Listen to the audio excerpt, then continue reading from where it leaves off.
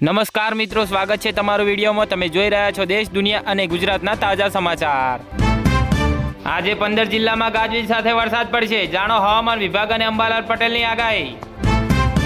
આખી રાત લાઇનમાં ઊભા રહેલા ખેડૂતોને મગફળી પરત લઈ જવી પડી। 300 રૂપિયામાં એપીએમસીનો કોઈ વેપારી લેવા તૈયાર નથી।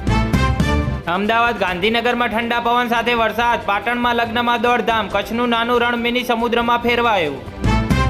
પટવામાં મેગા ટર્મિનલ બનાવાશે, 10 લાઇન નાખીને રોજની 150 ટ્રેન દોડાવાય તેવું રેલવે સ્ટેશન બનાવવા અશ્વિની વૈષ્ણવની જાહેરાત। ગુજરાતમાં હજુ કેટલા દિવસ વરસાદ પડશે અને કયા જિલ્લામાં આગાહી કરાઈ? ગુજરાતમાં ₹200 કરોડની સાયબર ઠગાઈના આંતરરાષ્ટ્રીય નેટવર્કનો પર્દાફાશ, 6 આરોપીઓ ઝડપાયા, 386 ગુના ઉકેલાયા।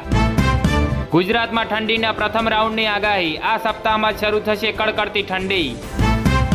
અમેરિકાની ટ્રમ્પ સરકારનો હાયર એક્ટ ભારતને H-1B વિઝા કરતા મોટો ઝટકો આપશે, રઘુરામ રાજન। અંબાલાલ પટેલે ફરી વાવાઝોડાની ચોંકાવનારી આગાહી કરી, રાજ્યમાં પડશે ફરી કમોસમી વરસાદ। કમોસમી વરસાદથી થયેલા નુકસાનની 1-2 દિવસમાં સહાય ચૂકવવા જાહેરાત, ખબર હોત તો ઓળો રોટલો તૈયાર રાખત ખેડૂત। અમદાવાદ SG હાઈવે પર ભયાનક અકસ્માત, સોલા હાઈકોર્ટ નજીક સામસામે ટકરાતા 2 કાર ગાદી પલટી। હાલ પૂરતો ખતરો ટળ્યો, અંબાલાલનો હાશકારો, આપતી લેટેસ્ટ આગાહી પણ ડિસેમ્બરમાં મોટી મુસીબત।